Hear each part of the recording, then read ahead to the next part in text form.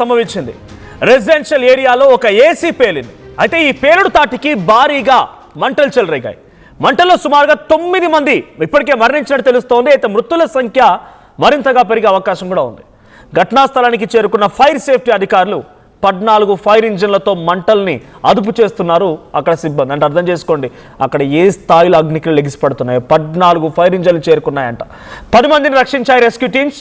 And ఇప్పటివరకు 9 మృతదేహాలను కూడా గుర్తించారు అధికారులు. ప్రస్తుతానికి రెస్క్యూ ఆపరేషన్ ఇంకా కొనసాగుతోంది. క్షతగాత్రుల్ని స్థానిక ఆసుపత్రికి తరలించారు. Massive fire breakout early morning at 3:30 AM to 3:50.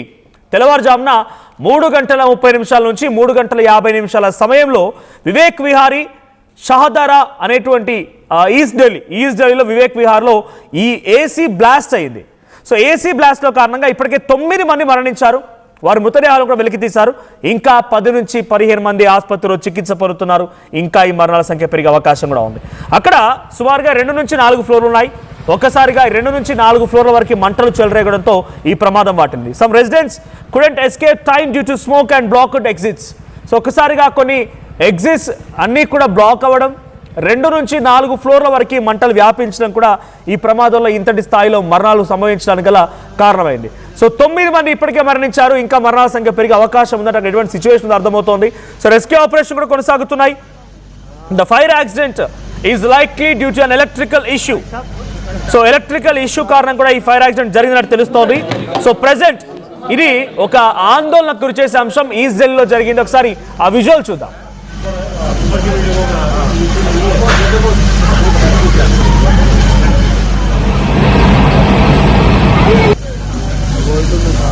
ऐसा बोलते तो बोलने बात करेगी कि हम जिंदा हैं कि मर गए कि जल गए तो ऊपर है नीचे नहीं है ऊपर की बिल्डिंग होगा नीचे नहीं है.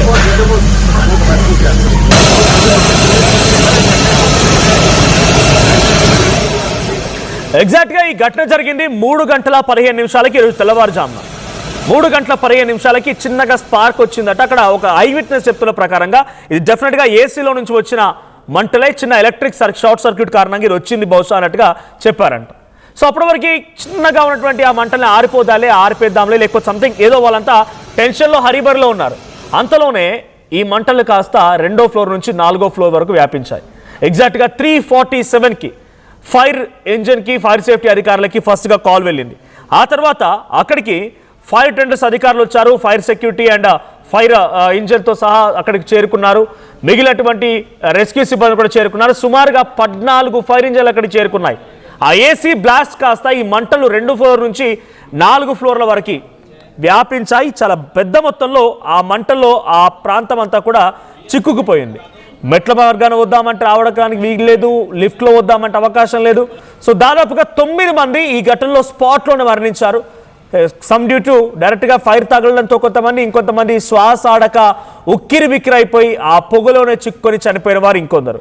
సో 9 మంది మరణించారు. ఇంకా అక్కడ చాలామంది క్షతగాత్రులు అంటే కొంత అస్వస్థతకు గురైపోయి ఇంజూర్ అయిపోయిన వాళ్ళంతా కూడా 10 మంది పైగా ఉన్నారు. వారంతా కూడా ఆసుపత్రిలో చికిత్స తీసుకుంటున్నారు ప్రజెంట్. సో వారంతా కూడా నిద్ర సమయంలో తెల్లవారుజామున అంటే దాదాపుగా మంచి గాఢ నిద్రలో ఉండుంటారు. సో 3:15 సమయానికి జరిగినప్పుడు ఒకే ఒక్కరు మాత్రమే అక్కడ దాన్ని సెన్స్ చేయగలిగి దాన్ని గమనించగలిగారు. కానీ మిగిలిన వారంతా పడుకొని నిద్రపోయి ఉన్నారు. ఆ మంటలు మాత్రం చాలా వేగంగా వ్యాపించాయి. అయితే ఎవరు గమనించకపోవడం, అందరూ నిద్రమత్తులో ఉండడంతో వాళ్ళు తేరుకొని ఏం జరిగింది తెలుసుకొని బయటికి కిందికి వద్దామనేసరికల్లా దాదాపుగా ఆ బిల్డింగ్ మొత్తం కూడా మంటలో చిక్కురిపోయింది. సో తర్వాత సుమారుగా అక్కడ బాల్కనీస్లో కానీ లిఫ్ట్లో కానీ వద్దామంటే ఇటువంటి ఆప్షన్ లేదు. సో చాలామంది అక్కడ ఇటువంటి హెల్ప్లెస్ సిచ్యువేషన్లో ఉండిపోయారు. ఎటువంటి ఎగ్జిట్ దారులు లేవు, అన్నీ మూసుకుపోయాయి. దట్టమైన పొగ, ఓ వైపు నుంచి మంటలు ఎగిసిపడుతూ ఉన్నాయి. వాళ్ళ కళ్ళెదుటే వాళ్ళు ఉండేటువంటి ఇల్లు దగ్ధమవుతోంది. ఇంత జరుగుతున్నా కేవలం ఒక హెల్ప్లెస్ సిచ్యువేషన్ ఉండిపోయింది. కానీ ఎవరు ఎటువంటి సహాయం తీసుకోలేకపోయారు, ఎటువంటి సహాయం కూడా దొరకలేదు. సో చిన్నగా మెల్లగా ఆల్మోస్ట్ ఆల్ 5 o'clock వరకు అక్కడికి చేరుకున్నటువంటి ఫైర్ సిబ్బంది ఆ మంటల్ని కొంత కంట్రోల్లోకి తీసుకొచ్చేసరికి 6 గంటలైంది. అప్పుడప్పుడే ఫైర్ సిబ్బంది అక్కడికి చేరుకొని కొంత రెస్క్యూ ఆపరేషన్ చేపట్టే ప్రయత్నంలో భాగంగా కొంతమందిని దించే ప్రయత్నం చేస్తూ ఉంటే 9 మంది ఆల్రెడీ చనిపోయారంట. ఆ చనిపోయిన వాళ్ళలో ఎవరెవరు ఉన్నారు, చిన్న పెద్ద, తల్లి తండ్రి, ఇంకా ఎలాంటి వాళ్ళు ఉన్నారనేది ఇప్పటివరకు ఎటువంటి ఇన్ఫర్మేషన్ లేదు. బట్ యాజ్ ఆఫ్ నౌ 9 మంది మరణించారు. అదొక 4 story బిల్డింగ్. 4 అంతస్తుల భవనం, ఎగ్జాక్ట్గా 4 అంతస్తుల భవనం మొత్తం కూడా కంప్లీట్గా అగ్నికి ఆహుతి అయిపోయింది. అక్కడ జరిగినటువంటి ఒక చిన్న ఎలక్ట్రిక్ షార్ట్ సర్క్యూట్ ఏసీలో మంటలు దారితీసి అది కాస్త పూర్తిగా భవనాన్ని తుడిచిపెట్టుకుపోయింది. అందులో ఉన్నవారంతా కూడా అగ్నికి ఆహుతి అయిపోయిన పరిస్థితి. మీరు విజువల్లో చూస్తున్నారు, ఆ టాప్లో ఆ కాలిపోయినటువంటి ఆ భవనం దృశ్యాలు మీకు కనబడుతూ ఉన్నాయి. దట్టమైనటువంటి పొగలు కమ్ముకున్నా ఇంకా ఆ మంటలు చల్లారిన తర్వాత కూడా ఎగ్జాక్ట్గా ఆ ఏసీ కంపార్ట్మెంట్ ఇదే, అక్కడే బ్లాస్ట్ జరిగింది. సో ఆ ఏసీ కంపార్ట్మెంట్ మీరు చూస్తున్నారు, అక్కడి నుంచి ఆ బ్లాస్ట్ తర్వాత ఆ మంటలంతా ఆ బిల్డింగ్ అంతా వ్యాపించాయి. ఎటు వెళ్ళడానికి అవకాశం లేదు, నో స్కోప్ ఎట్ ఆల్. 4 అంతస్తుల భవనం మొత్తం కూడా అగ్నికి ఆహుతి అయిపోయింది, మంటల్లో చిక్కుకుపోయింది. బయటికి రావడానికి అవకాశం లేదు, లోపలికి వెళ్ళడానికి అవకాశం లేదు. రెస్క్యూ సిబ్బంది చాలా తీవ్రంగా ప్రయత్నించారు. 14 ఫైర్ ఇంజన్లు వచ్చి మంటలార్పి ప్రయత్నం చేశాయి, బట్ నో యూస్. అంతా కళ్ళు మూసి తెరిచేలోగా నిద్రలోనే పడుకున్న వాళ్ళు పడుకున్నట్టుగానే అలాగే ప్రాణాలు వదిలిపోయారు. సో ఒకసారి అక్కడ సహాయక సిబ్బంది రెస్క్యూ ఆపరేషన్ చేపడుతున్నారు, మంటలు నార్పే ప్రయత్నం చేస్తున్నటువంటి ఆ విజువల్ చూద్దాం.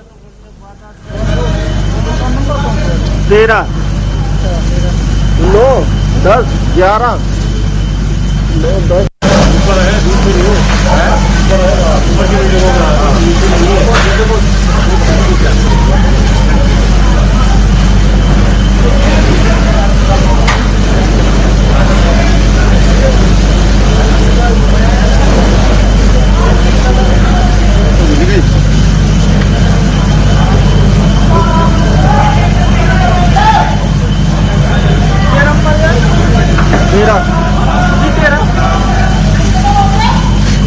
अरे ये आंटी फंसी हुई थी, ये आंटी फंसी हुई थी.